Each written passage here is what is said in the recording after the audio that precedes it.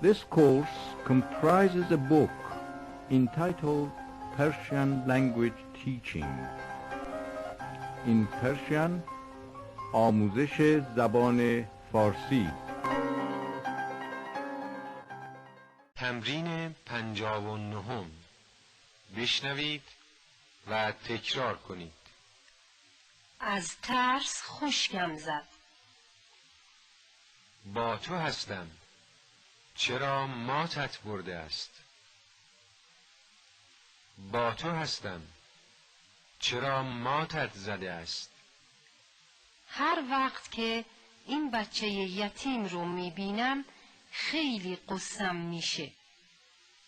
هر وقت که این بچه یتیم رو میبینم خیلی قصم میگیره.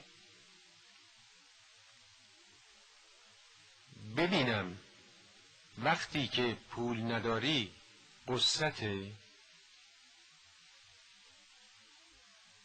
زنها معمولاً خیلی زود گریهشان میگیرد، ولی مردها اغلب دیر گریه میکنند.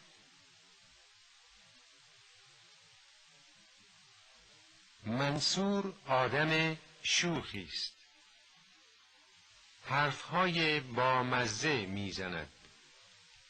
از حرفایش خنده‌ام میگیرد.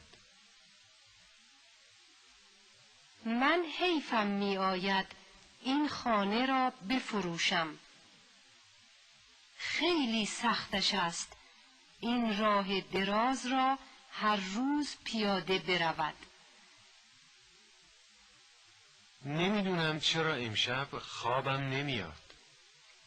بعضی از آدمهای نادرست زورشان می آید مالیات بدهند.